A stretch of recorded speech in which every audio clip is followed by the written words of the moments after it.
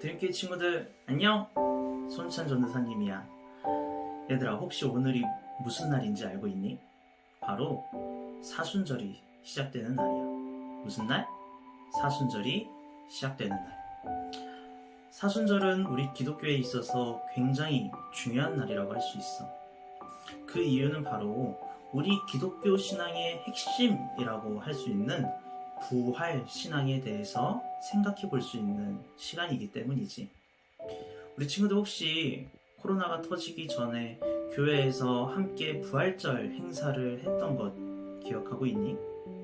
새싹교회, 열매교회, 그리고 비전, 행복, 드림, 하임교회 이렇게 모두 부활절에 찬양도 하고 연극도 하고 이렇게 기쁘게 시간을 보냈던 것을 기억할 거야. 전사님도 여태까지 많은 부활절을 보냈고 부활절 행사를 했던 것이 기억이 나. 그런데 그 순간들을 생각해보면 어떤 친구들은 정말 그 시간을 기쁘고 행복하고 재밌어 하는데 어떤 친구들은 그렇지 않았던 것 같아.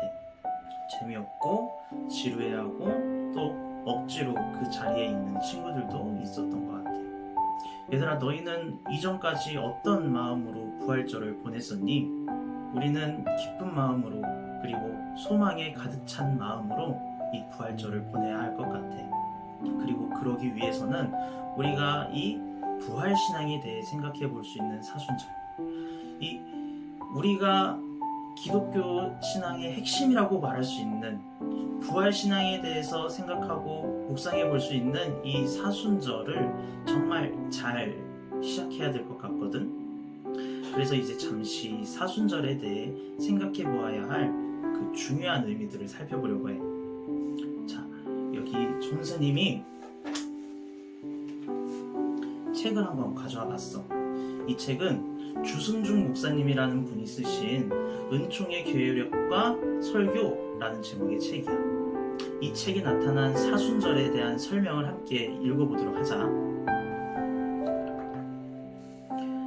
교회력은 초대교회의 성도들의 삶과 믿음의 내용을 거의 반영하고 있으며 그것은 예수님의 오심과 그의 사역, 순환당하심, 죽으심, 부활, 영으로 임하심, 그리고 그의 재림 등을 극적으로 표현하고 있다.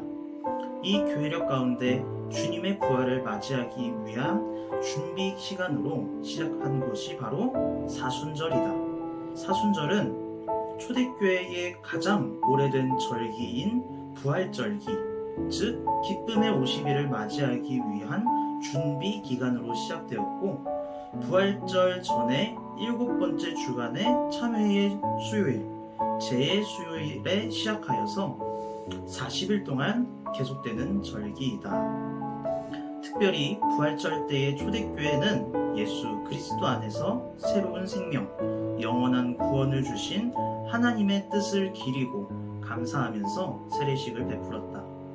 초대교회는 세례를 그리스도와 함께 죽고 새 생명으로 태어나 하나님 안에서 참 자유함을 얻는 사건으로 보았던 것이다. 부활절은 세례 받기에 가장 적합한 날이다. 이 날은 부활을 기념하는 날이다. 세례는 우리 속에 부활의 씨를 심어준다. 그러므로 우리는 주님께서 부활하신 날에 세례를 받음으로 부활의 은총을 받자. 그러므로 4세기 말에 이르러 부활절은 교회에서 거룩한 세례를 받기 위한 가장 중요한 절기가 되었다. 결국 초대교회는 세례와 깊은 관계가 있는 부활절을 맞이하기 위하여 자연스럽게 준비하는 기간을 갖게 되었는데 그 기간이 바로 사순절이다. 그들은 그토록 귀중한 부활절을 맞이하기 위하여 그 전에 십자가의 순환을 명상하고 금식하여 회개하는 가운데 세례를 준비하고 새로이 세례받는 교인들과 함께 감격의 부활주의를 맞이하였던 것이다. 세례받을 자들의 준비 기간으로서의 사순절, 우리가 사순절을 이해하려고 할 때에 가장 중요한 것은 사순절이 그리스도의 십자가의 순환을 명상하고 회개하는 기간으로 시작되었다기보다는 앞서 말한 대로 세례 지원자들을 위한 마지막 준비 단계로서 시작되었다는 점이다. 또 당시의 세례 지원자들은 사순절 기간 동안 일상생활에서 떨어져 상당히 어려운 준비를 거친 후 부활주일 전날 밤에 새벽에 혹은 부활주일 아침에 세례를 받았다는 사실이다. 이렇게 부활주일에 세례를 받기 위하여 준비하는 기간으로 시작된 사순절은 참회의 수요일부터 시작된다. 그날의 사람들은 회개를 상징하는 베옷을 입고 그 위에 재를 뿌린다. 베옷을 입고 재를 뿌리는 것은 모두 성경에서 회개를 상징하는 것들이다. 그래서 옛날부터 교회는 신자들의 머리 위에 재를 뿌리며 너는 흙이니 흙으로 돌아갈 것임을 기억하라 고 말하는 관습이 있었다. 예루살렘의 주교였던 시릴은 이때 세례받는 이들을 가르치면서 당신들은 오랫동안 은총의 기간과 참회를 위한 40일을 보내야 합니다 라고 사순절의 의미를 분명히 말하고 있다. 그리고 4세기에 이르러 부활절에 이르기 전에 사순절 기간 동안 모든 교인들이 세례 받을 사람들과 함께 금식에 동참하는 것이 관습이 되었다. 어거스틴의 시대에 사순절은 세례 받을 자들 뿐만이 아니라 모든 기독교인들에게 있어서 주님의 순환을 접하고 머무르는 준비의 기간이 되었다. 이 사순절의 기간은 교회 공동체의 자기 정체를 확실히 하는 기간이었음을 알 수 있다. 다시 말해서 초대교회 교인들은 예수 그리스도께서 자신의 세례를 맞이하기 위하여 엄숙하고 거룩하게 자신을 준비하신 것처럼 매해 부활주일을 맞이하기 위하여 저들도 그리스도를 본받아 똑같은 모습으로 준비하였던 것이다. 따라서 사순절의 가장 중요한 신학적인 의미는 세례에 있다고 말할 수 있다. 세례 안에서 기독교인들은 예수 그리스도의 죽음과 부활에 동참하게 되는 것이다. 네. 얘들아, 우리가 방금 책의 부분들을 읽으면서 사순절을 시작하며 생각해 보아야 할 중요한 의미들을 살펴보았지. 어쩌면 지루하고 재미없게 느껴졌을 수도 있을 것 같아. 그런데 전우사님은 이 내용을 생각하느냐 그렇지 않느냐의 차이가 바로 우리가 이 부활절을 진정 기쁨과 소망이 넘치는 시간이 되게 할 수 있느냐 없느냐, 이것을 결정하는 정말 결정적인 차이가 된다고 생각해. 얘들아, 우리 모두 거듭남을 준비하며 이 사순절을 준비하자.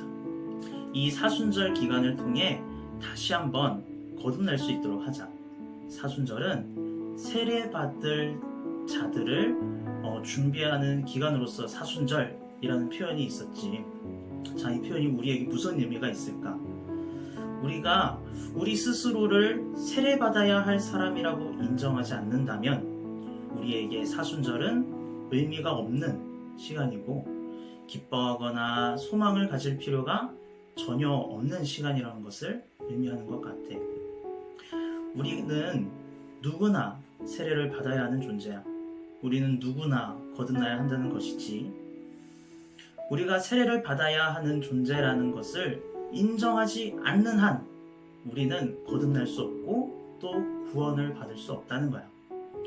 옛날부터 교회는 사순절이 시작되는 이 재수요일, 참회의 수요일에 너는 흙이니 흙으로 돌아갈 것임을 기억하라 고 말했던 관습이 있었는데 우리도 이것을 기억해야 될 것 같아. 아, 나는 흙으로 돌아갈 존재구나. 나는 주님 앞에 다시 심판받을 존재구나. 내가 이 사순절에 다시 내 죄를 깨닫고 회개해야지 주님의 부활이 나를 다시 살려 거듭나게 해주시는구나. 이것을 믿으면 주님이 주실 기쁨과 소망을 기다리는 거지. 그리고 우리는 실제로 어려울 수 있겠지만 무언가 우리 친구들의 방법으로 사순절에 참여하면 좋을 것 같아. 주님께서 기뻐하실 일들을 고민하며 주님과 함께 그 일을 실천하는 거지.